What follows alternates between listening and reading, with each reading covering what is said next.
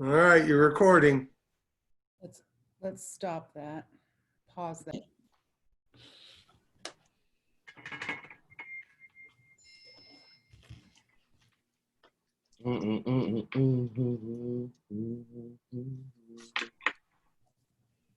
We'll give everybody just a couple more minutes and then we'll get started.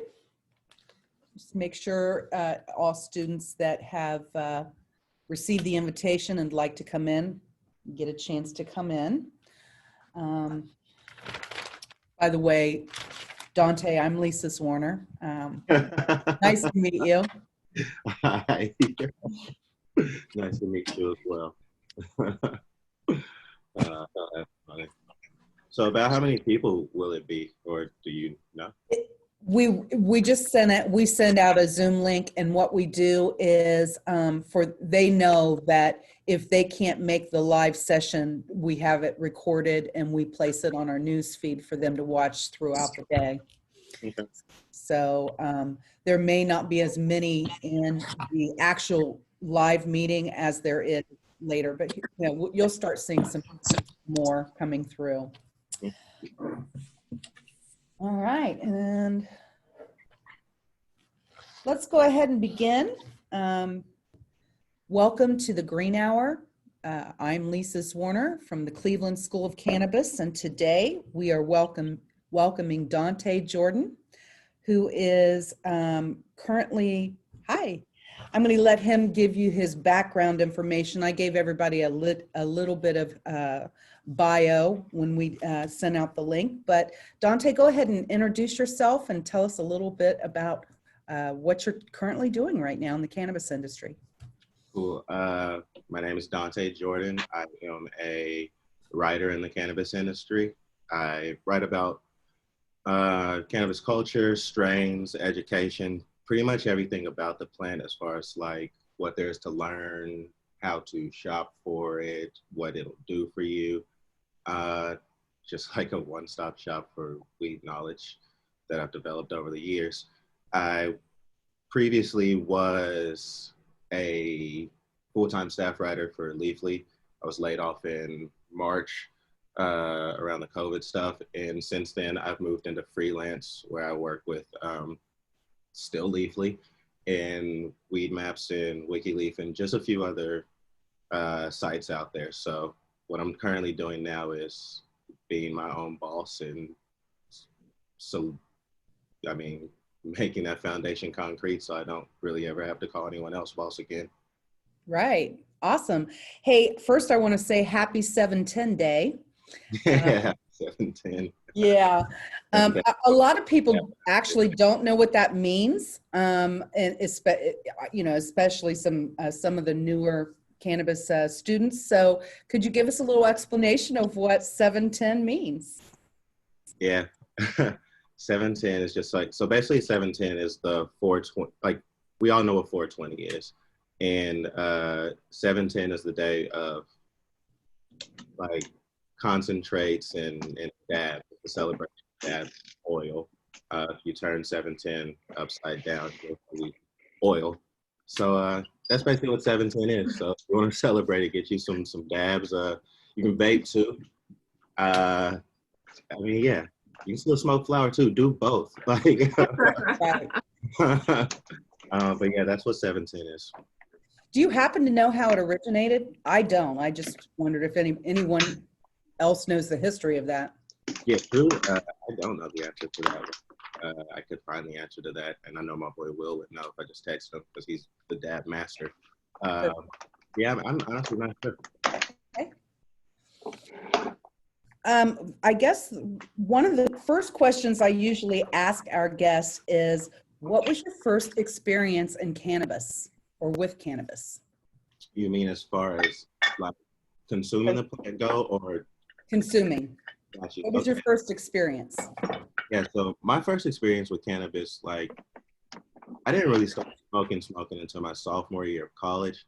And before then, I really didn't mess with weed too much. I was playing sports and stuff, and I also had a mom that just like wasn't gonna be with that. So, but my first experience with cannabis was I smoked a couple times in high school with some friends, and I didn't really get high. just because like, as everyone, the first time you smoke, you don't get high, mostly because you just don't know how to do it right.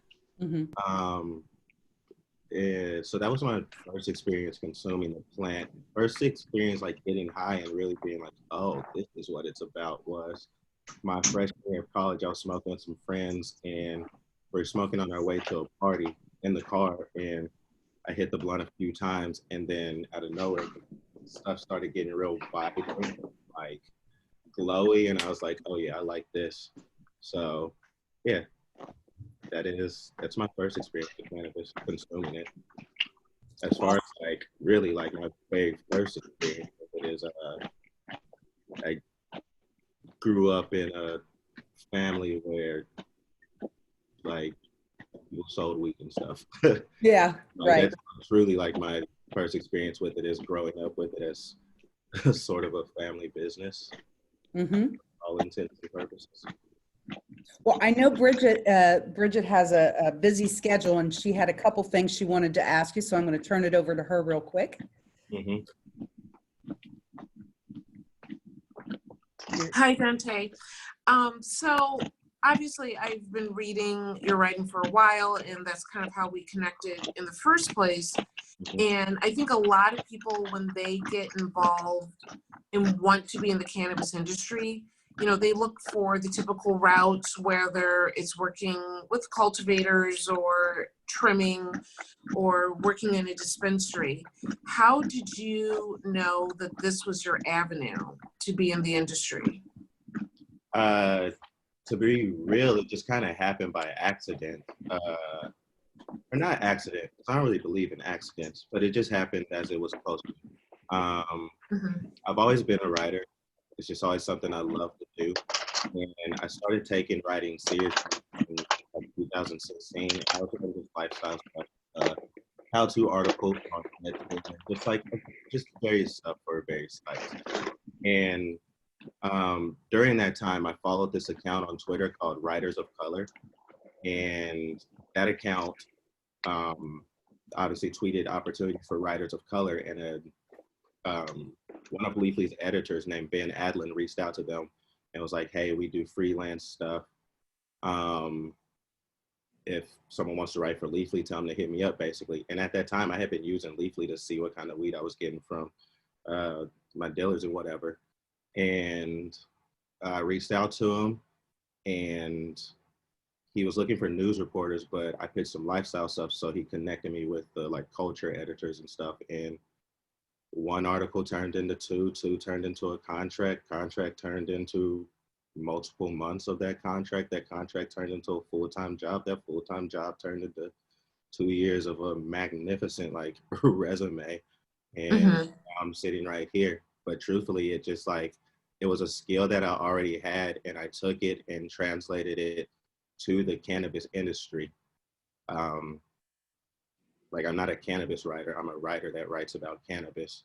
So like that's really what it is, taking something you already have and finding where it fits into this industry and then going that route, because there's so much you can do. So yeah, yes, it wasn't, that's why I don't say it's an accident, because I'm already a writer. I was going to be a writer, no doubt, but it's just something that came my way that I had never really thought about. And literally every single day I've spent in this career has been a sort of learning experience where I just have these daily epiphanies of like, yo, this is real and this is new, and like, this is, you can really do whatever you want in this industry. Yeah. And I think so I often will tell people or say, don't don't say you're going into the industry, figure out what you're already passionate about. And I think you personify that. Like writing was what you were going to do anyhow. And then you applied that to cannabis and really found an amazing space. People read what you write all the time. So, as you are now, branching out even further, what are some of your ultimate goals? Like what are the things, what's on your checklist? To be real with you, my ultimate goal is to get to where I am right now. So I'm now asking myself that question because I have to set new goals. I've already achieved it. Like my goal is to get to a space where like I've never been chasing fame or dollars or anything. Like I've just been wanting to write about weed and talk to people about it. So my goal was to get to a point where I could sustain myself, my life off of that. Um, and like that was always my goal as a like kid and as a teenager. I always just wanted to have a some sort of online career that I could do wherever, whenever on my own time. So literally I'm living my dream. So as far as ultimate goals now, um, I think about that daily, and honestly, I think my goal is to like become one of the first kind of pioneers of cannabis media that really like blow it up to the stage of like the complexes and the vices and BuzzFeeds and the real mainstream where people get all their stuff. I want to be that guy, or not even that guy, like one of the guys or women, everyone. I just want to be one of the people that's on the forefront and one of the first that kind of brings it to the world in a digestible, and I don't know. I just got something different and I want to be one of those people there. Yeah, absolutely. And I think, you know, like I said, so many people, I think, can. I'm cutting out a little bit. I'm not sure I get. Mm-hmm. Yeah, she's cutting out. Mm-hmm. But yeah, truly, Well, that's what it comes down to for me. I'm doing it. exactly. Well, while she's having some audio trouble, I'll go ahead and ask the next question for you. I've kind of taken a look at some of the articles you recently wrote, and I know you do a lot of strain reviews Mm-hmm. or cultivar reviews. How did that come about? Where you actually that seems like you do quite a few of those. So how did that get started? It's just my favorite thing about weed, like all the different types of strains and the different effects and feelings that can come from them. I've always just been kind of a like the cannabis nerd. Like it just when like the first thing, and I used to live in Texas before I lived in Seattle. So I was in an illegal state. And before that I was in Oklahoma, so illegal too. But like ever since I really started smoking, I was always like, okay, what is this? Let me look it up and research it. And over time, I mean, I smoked so much and I've smoked so many different things that that's just kind of where my expertise fell initially. Like it's like if you eat a lot of foods, then you become the person that people want to ask, yo, what kind of food should I eat? Where should I go? And that's who I am now and where I'm at. Right. So when you do this Mhm. strain review, are you taking several strains? And, you know, because you have to be kind of a connoisseur of cannabis to be able to describe it, Mhm. to talk about the undertones and, you know, what effects and, you know, those type of things. So, you know, what's your process? Um, Over time, I've smoked a lot. And Mm-hmm. in that time, I have a Google Sheet that I've documented all of my experiences Mm-hmm. thus far. So when I need to it's more so I write strain listicles and suggestions versus reviews. And when I write one of those, it just depends on what I'm writing about. If I'm writing about flavor, if I'm writing about effects, I have a database of all of my experiences that I can refer to, almost like I don't know, encyclopedia of sorts.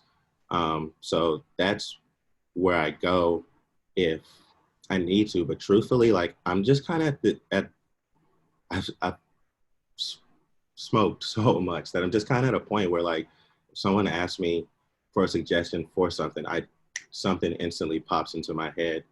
Because I mean, honestly, like most strains, if you just dig back into the like genetics of them, they lead to kind of 5 or 6 main strains that produce most of the effects we feel, and then all the other ones are just crosses of them. So um, for the most part, if you smoke enough over time, then you'll develop some sort of knowledge like that. Perfect. Thank you.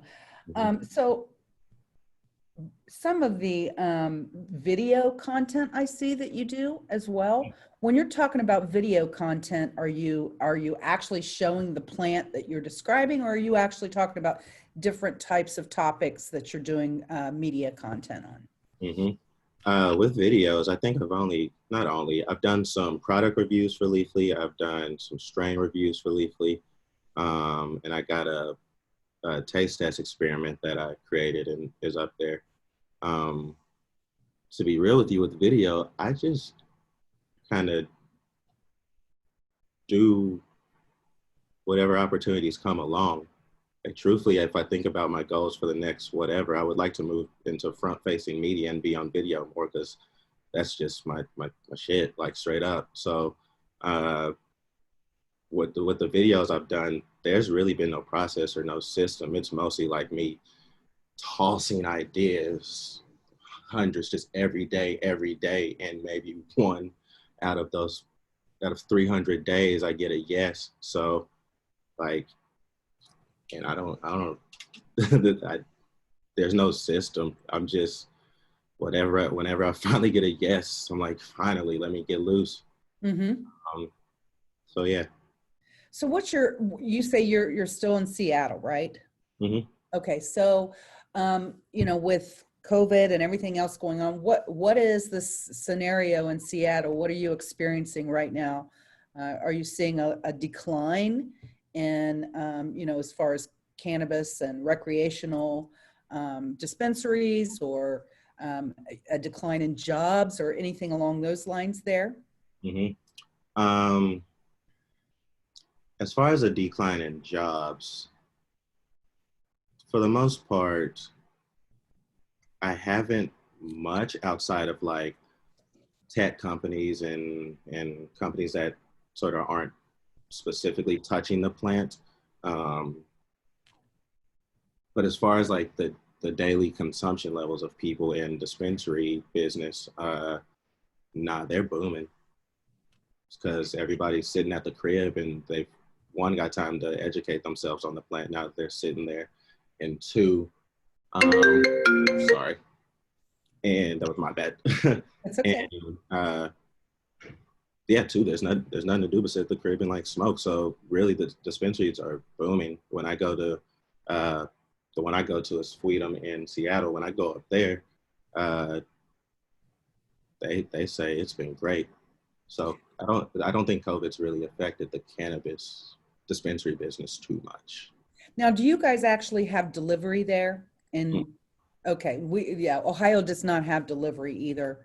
Mhm. And that was the only thing I could think of that would make it even a safer access, instead of having to go into the Mhm. dispensary. So I really hope All that the happens. dispensaries I've gone to have now put up those like you've seen those plexiglass kind of Yeah. barriers that have shown up in multiple retail spots and things like that. Most of the dispensaries I've not even most, all of them now have that, and Mhm. there's a system of like mask up and all that. And I'll say that Portland, I was in Portland a few days ago, but Oregon's cannabis system works where it's just a bunch of weed in big jars, and they'll open it up and let you smell it and all that stuff, and then you can ask for however amount you want and all that. That system's now gone, and it's just like we have this, and you can look at it kind of like it is everywhere else now. So I would say COVID's affected it in that way. As far as dollars and stuff, not really, because people are still smoking. But the Right. system of shopping and kind of the just that interpersonal relationship that you develop with a bartender has been altered in a way. Yeah. And I think the only thing here is, and someone actually mentioned that just now in chat, remember the smell jars? They are no longer, we don't have access to that anymore. It's probably the same there in Seattle. The other question I have about media is, you do a lot of online media. What's your experience with, have you done any magazine, in some of the cannabis magazines that are out? Have you sent any articles to them or worked with them at all? I have not worked with any magazines thus far. It's been all the digital publications. As far as I have reached out to Cannabis Now down in Oregon. So that may turn to something into the future, turn into something in the future. But as for now, I haven't worked with any magazines or any TV or anything like that. I would love to though. I mean, I'd kill it like straight up. And I'm not saying that to toot my own horn, but I really am very good at what I do and like on all fronts. So I hope so soon. I'll have to give your name to the Dank Duchess. She works with Weed World, Mm-hmm. and she's a contributor for a lot of extract articles. Mm-hmm. And she'd be a good contact or good connect for you to possibly look at that. But I guess my question on media is, with magazines, I don't know if they are actually, when it comes to cannabis, if they're actually seeing a decline like a lot of other, magazine and newspapers are. It doesn't appear like the cannabis industry is seeing a lot of people move away from that. They still like that hard copy. Mm-hmm. Yeah. Yeah. So There's just as a writer, there's just something that's different about holding a book and holding it's just a physical thing. And I don't know, if you get it, you get it. Bridget is actually back. I don't know if she had anything else she wanted to ask before. Well, I think sorry about that from before. So I think there's something to be said about, the legitimate cannabis industry, and you kind of made reference to family members or what have you that might not have been on the legitimate side, back in the day. How do, and I'm curious about the culture of where you are and, where we are in Ohio. How easy is it, or what would you say for people that might have been on the other side of this, and how can they get into doing something that they were probably talented at before and now may or may not have an avenue? Do you mean as far as having an avenue and trying to have an avenue in the cannabis space? Mm-hmm. The latter, you mean? Yeah. To be real, like I would love to sit here and give like a optimistic kind of positive like this, but to be real, and I'm one man with one opinion, that's gonna fall on the government. Mm-hmm. Going to fall on there being social equity programs or just basically systems that give people in jail and that have been victimized by the plant ways to move into the industry directly, because if you ain't got the bread, you're not getting into it.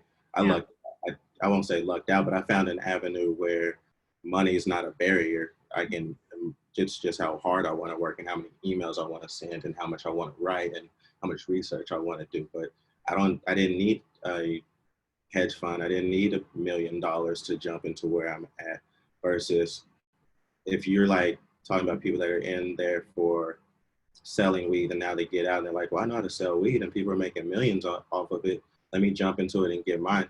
They're going to need about like $3 million up front. And if the government doesn't create a system for that, as it should, because the war on drugs is a government created issue and always has been, then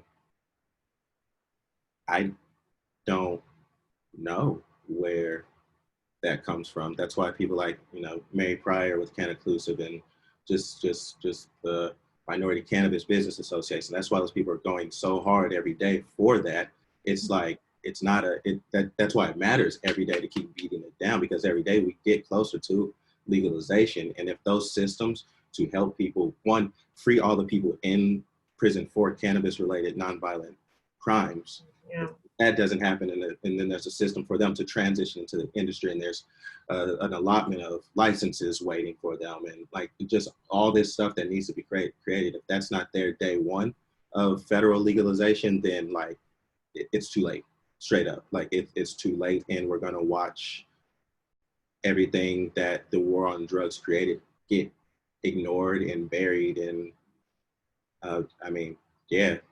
that's why, like, especially critical during this time, why it's so important to hold these weed companies to account as far as, how are you reacting to the happenings in the world right now and how people are placing themselves on the racist or anti-racist side. Like, what are y'all doing to really show support and of moving forward in the right way? Because they're all doing it the wrong way. If you peel back the layers of these weed companies, don't know Black and brown people work for them, and if they do, it's a very small percentage. So, like, honestly, like, I say all that just to say, moving from in prison to this industry, it's the government's responsibility, because it's the government's fault that you are even in the position of, you know. I just look at the fact that the cannabis industry has been considered essential, during this time of COVID, and are we doing enough beyond, particularly in Ohio, everybody's a startup. I don't care if you're a big industry, you're coming in, everything's brand new, right? And so there's all the issues of being new in a new environment, but do we do enough collectively to support the communities, whether they are people that were imprisoned or whether it's just the communities that are subject to, buying the products that we all are involved in on one level or another, right? And when you have a voice like you have, you carry such a great and incredible responsibility to share that, which, like I said, that you bring that and make it accessible so well to so many people. Mm-hmm. Yeah, I appreciate that. I'm trying. Like, I'm trying. Yeah. So, like, even with writing, like, yeah, I write about weed strains and stuff, but also when I talk about culture, I write about I got a piece that'll come out for WeedMaps called "What is Weed Culture" here in probably a few weeks. It's getting edited and stuff now, but it talks about all of this, like, not like truly, like, I guess going back to the original question of where I want to go and stuff, like, that's where I'm going. I'm trying to be a voice of people that don't have one, because I understand, like, I just speak this language. I get it. So, like, yeah, I'm trying. Yeah. No, I think we all appreciate you, and you show that people can do so many different things in the industry, and so it's good to find you, when we're reading your information. Yeah, I appreciate that. Absolutely. Okay, I have a quick question for you. So you do write a lot about specific strains. Mm-hmm. Can you tell me or name a few of your favorites and why? Oh yeah, for sure. First off, like, my number one all-time favorite strain is Blue Dream. And I know it's like a cliche answer because it's one of the most popular strains in the world, if not the. I think it's like up there with the OG Kush between those two, if you're really thinking about it. But, like, I just love Blue Dream because I like a goofy, feel-good high.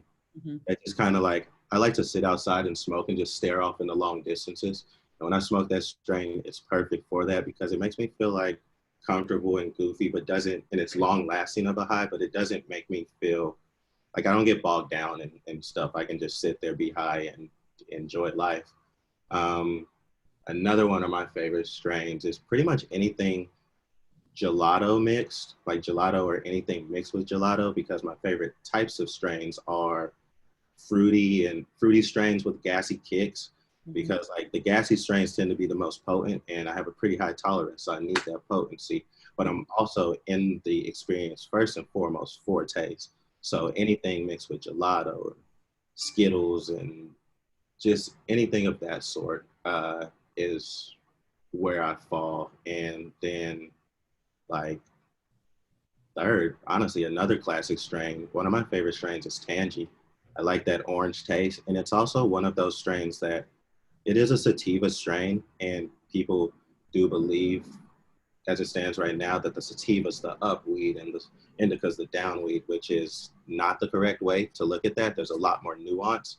And Tangy is one of my favorite strains in that vein because it's a sativa, but, like, if I smoke a good amount of Tangy, I'm going down. Like, I'm sleepy. I need to go to sleep immediately. Smoke a little bit of it, then, like, I'm feeling energetic, but it still tails off to a pretty serious stony, like, stone. So yeah, those are two of my favorite strains, and then my favorite strain, Little Family.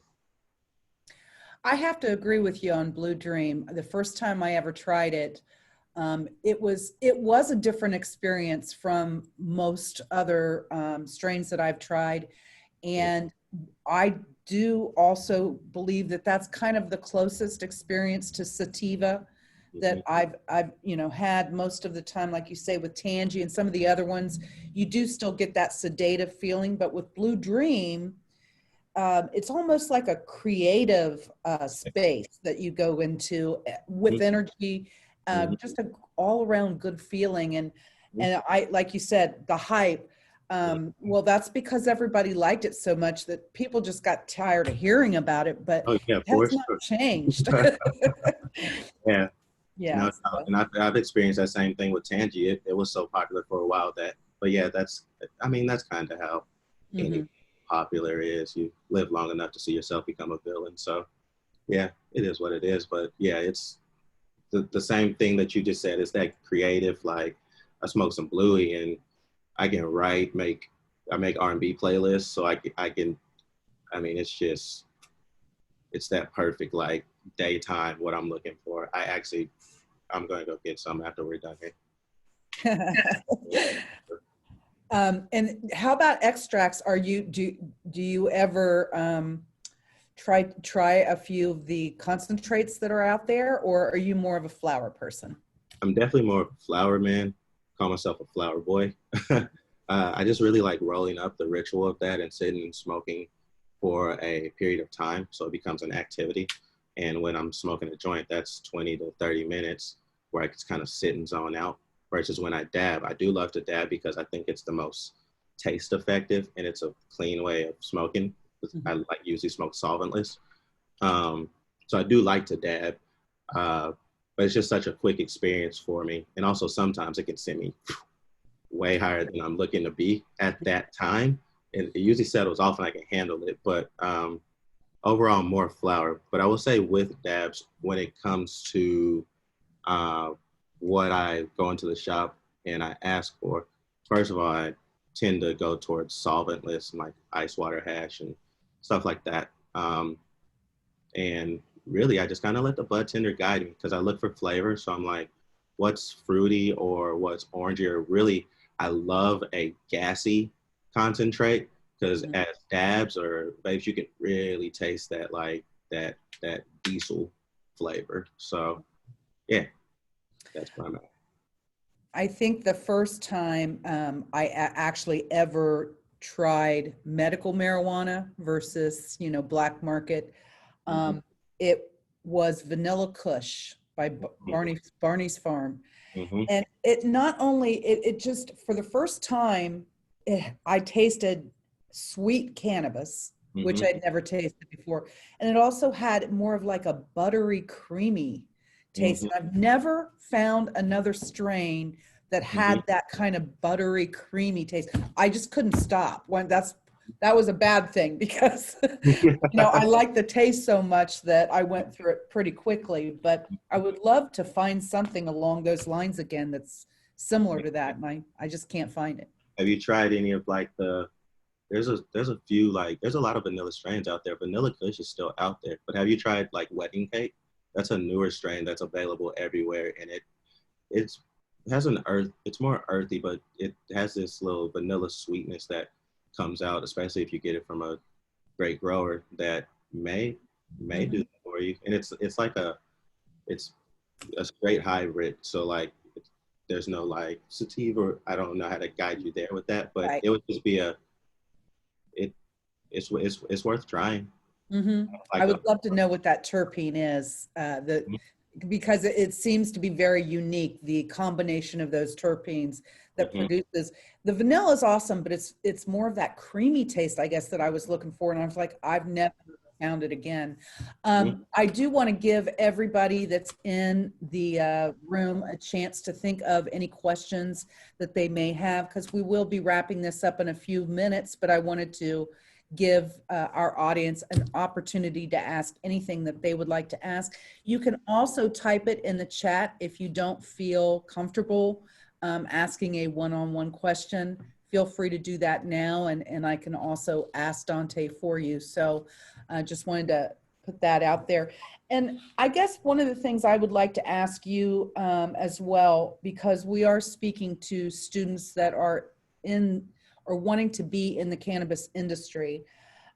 So what is your advice for students as far as once they get through their program, Mm-hmm. they're searching for that job in the industry, and it could be, you know, a multitude of careers that they're looking into. What's some, what would be the best advice you would give a student when they're trying to actually be heard and get employed in the industry?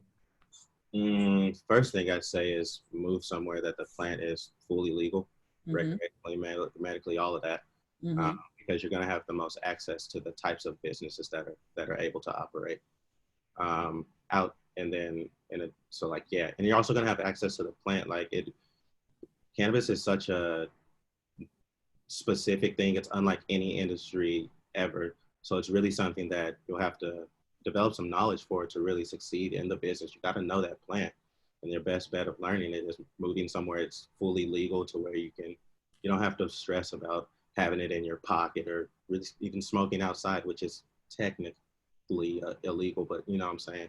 Where you can live freely and develop your relationship with the plant.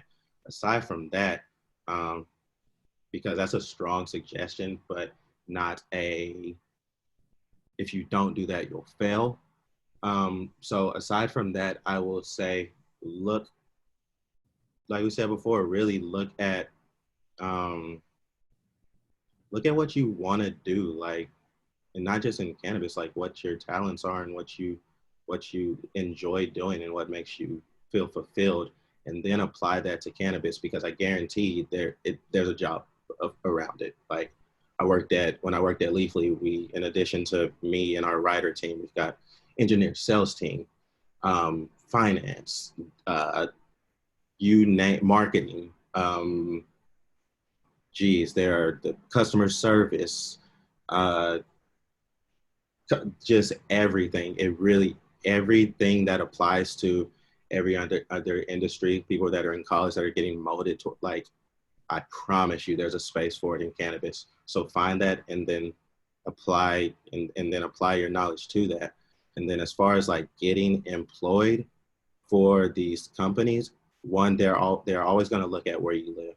So if you don't live in the state that they're operating in, that's going to reduce your amount of chances of getting hired somewhere pretty drastically. Like, perfect example, I got Leafly because I was freelancing for them for a while. When they wanted me to work full time, they moved me up to Seattle.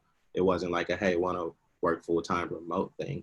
And even now with like COVID and remote things being more prevalent, they're still gonna want you to live there. So like, live in the city and then just send those applications.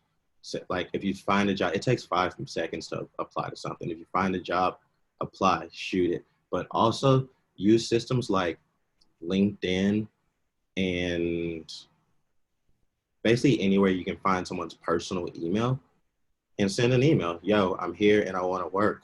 Like, that's what happened.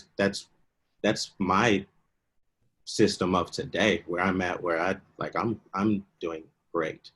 And it all just comes down to how many emails I send. Like, if I see a publication, if I come across a publication, the first thing I do is find an editor. I go to contact us. So I find a way to communicate with them directly, because those like applying for a job, it's going to go through an algorithm system, or like, and it's not going to kick out. Perfect example, the job I worked at Leafly, I applied for at a separate occasion with my resume and stuff that I was already doing for Leafly, and it didn't even make it to my hiring manager.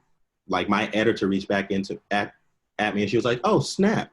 Like, weeks later, like, this didn't even reach my desk. The literal job that I got hired for, I applied for, and the system kicked out a no, sorry, we're looking for, you know how those denials. Sure.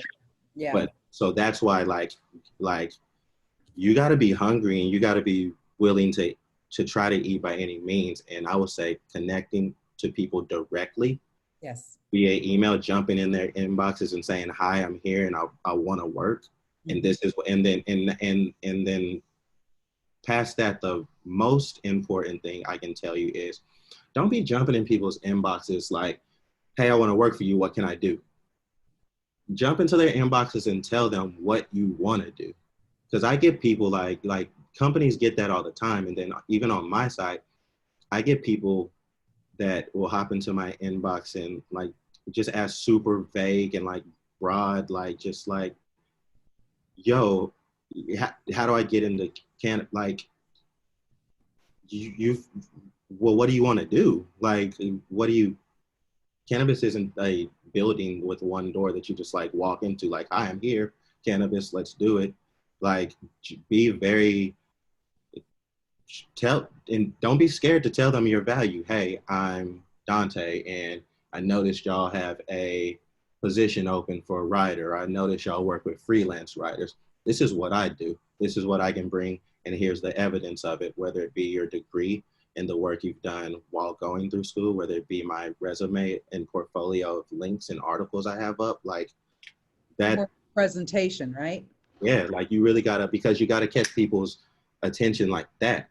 Especially people like in positions of power. They're not gonna take too much time to sift through and read everything. But like, so that's why they're looking for that top section of like, this is why I'm in your email inbox. What's up? So all of that.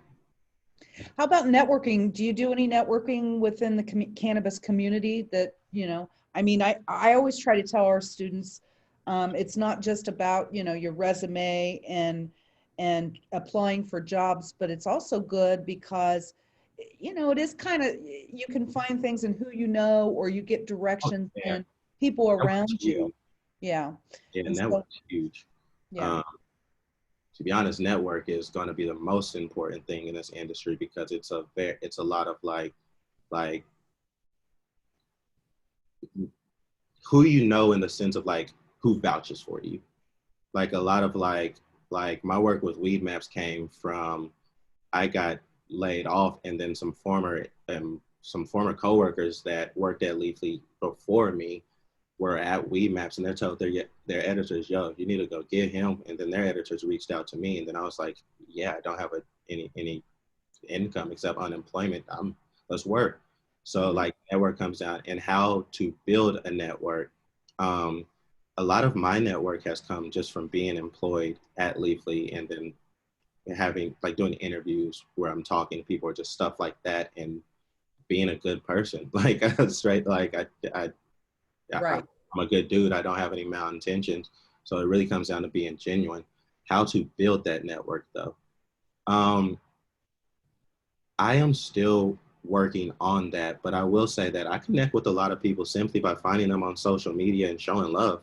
And not that type of love where I'm just hopping into the comments of every picture or video and I'm like, yo, this is fire. But genuinely, when I see something I like, that's something someone's written or someone said or someone's done, I will reach out and be like, yo, this is tight. Just like, and not even on some like, hi, I'm Dante, let's link and build. Nah, I just be like, yo, I really like this. And when you're genuine with people, they'll be genuine back. And even people with like barriers of communication and like people that are closed off and more introverted and things of that system, if you show yourself as a genuine person, like people will open up to you. And once people open up to you, they'll want to see you. They'll have your best interest at heart. And when things in the industry come about that fit your expertise or something, they'll hit you up.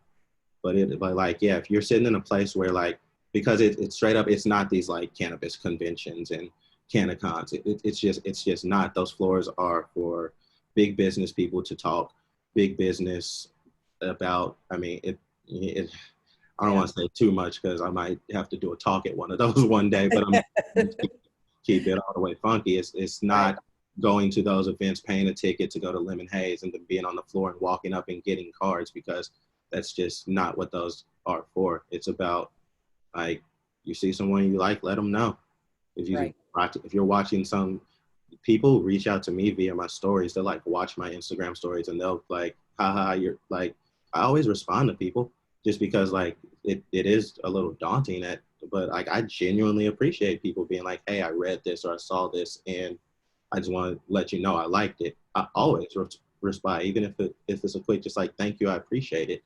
But like once you get to like, even in circles outside of cannabis, like I watch a lot of, for example, I watch a lot of dance videos on YouTube, like choreo, and I follow my favorite dancers on Instagram, and by like putting up videos of me watching their choreography and just saying funny commentary behind it, or I mean, really like that, they have reached back, and these are people with like hundreds of thousands and millions of followers that their DMs are probably full of just people responding and all kinds of stuff, but like they see something that they genuinely appreciate. They always hit me back, and I've been able to build a network in that to where I was making dance videos. I've been making like little choreo dance commentary videos, and the people I'm making them about are posting them and stuff like that. So, like genuinely show love, and like same, just like I said with the email going for work, same thing with networking. Reach out, yo, what up? Mm-hmm. And if they don't hit you back or whatever, that's not a loss. It's a yeah, there's no loss in that. You get the response that you deep down probably expect. So like and that's not a loss at all. So yeah, that's how to build your network if you are outside of, just like try to genuinely show love and connect with genuine people. The power of networking. All right, I'm going to open it up. If there is anybody that would like to ask Dante a question, now's the time. You can just go ahead and unmute yourself. I'll give you a couple minutes, and if we have no questions, then we'll go ahead and finish this up. Yeah.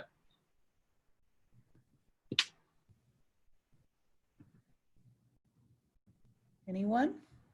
I think Jeremy Baker just tried to click in, but you've got to unmute yourself if you're trying to speak to me. No, actually, I've had phone problems the whole time. Don't worry about it. Oh, okay, cool. Thanks. Hi, Dante. I'm Nicole Beebe. I'm the Director of Education at the Cleveland campus. Thanks for coming on today. It's been really interesting. I have a question. Just, do you ever talk from a medical perspective on cannabis, different cultivars, or do you just are more like adult use and more of the connoisseur? I'm more adult use and a connoisseur, and the reason why is because I take the medical side of this plant very seriously, and we're not at a point in the industry with research and knowledge to where anyone can comfortably go, smoke this or use this for anxiety, do this for depression. Mm-hmm. We only make suggestions based on the chemical components of the plant. So CBD or certain terpenes and certain combinations of terpenes, not even one-to-one terpenes. So I don't, with authority, speak on it, but I do touch on what products and things have like the common reputation of being good. Like, because there are strains like Harlequin and ACDC and Canatonic and those that, why I can't tell you, hey, go out and get this for your physical pain or your depression and it's going to work. I can tell you, hey, these are the plants over the history of time with cannabis that have grown to the top of the list of suggestions for that, versus just based on the experience and the research that has been done. So that's kind of how I go about that, because to be truthful with you, if you speak on it with authority, like just the way it's positioned right now, you could be setting yourself up for some, like speaking, when I say authority, I mean indefinite. You could be setting yourself up for some legal trouble down the line. Yeah. I mean, I'm just thinking, when people go to dispensaries and they are, trying to get it's that fine line that they're walking, like, because they're really looking for that relief. So yeah, if people come to me on the medical side, because truthfully, I am a recreational smoker and I smoke to get high, and I do smoke for various like it helps me slow my brain down. I have a pretty active brain, so I do smoke for things like that. But as far as the medical side of what you may be speaking of, I tend to I'll reach out to a couple friends of mine that specifically use the plant for medical. And like one of my an example is my ex-coworker, Bailey Ron. She got into it from the medical side, and then she moved on to like the media side. So she has a very like strong her. And then I have another friend named Natalie. I know a few people to where if I'm contacted or asked about that or whatever, I'd rather send you to the people that know more than me. Yeah. No, I was just curious. Yeah, if you dabbled in that. Thanks. Mm-hmm. Anyone else before we wrap this up?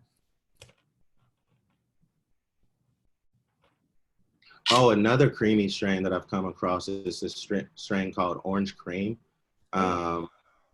It is, I can't remember the genetics, but I think it's Tangy-Cross or something. But it's like, it might, either way, I don't remember the genetics, but it's like real terpy in the orange way, but it's got this creamy, thick smoke that kind of coats your mouth and leaves this like, it's the creamy experience that you described.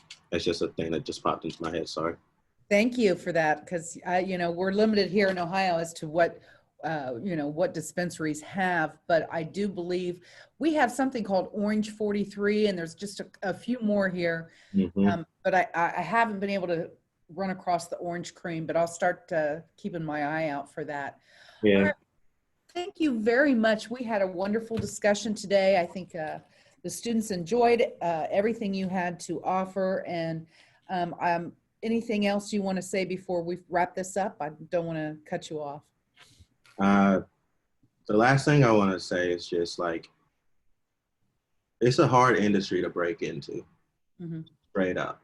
Like, if you want to get in, it's going to be tough unless you just kind of luck out and something makes it easy for you.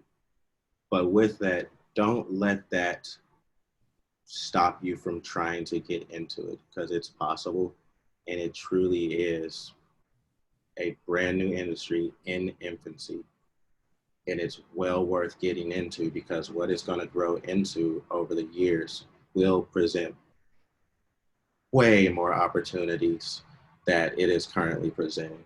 So if you are trying to get in on the dispensary owner level, or you want to be a bud tender, or like whatever, like, don't let the competition and sometimes the scarcity of full-time positions and stuff scare you off and make you think, you know what? Nah, because I would tell you, as someone that's like stuck it out and just rode the wave of it for 3 years at this point, like my goal was to get to where I'm at, but I didn't have a plan. I thought it was possible. I just didn't think it would be possible so soon and quickly. And that just comes from me. I've never let a no stop me. I've never let a no email stop me from finding 2 or 3 more people to send emails. Like, if you want this, go get it, because I promise it's here for you. In some way, there's a door for you to walk in. And that's it. Well, thank you, Dante. And we really appreciate what you've given to our students today. Again, happy 7-10 day, and have a wonderful weekend. Yeah, same to you. All right. Bye-bye.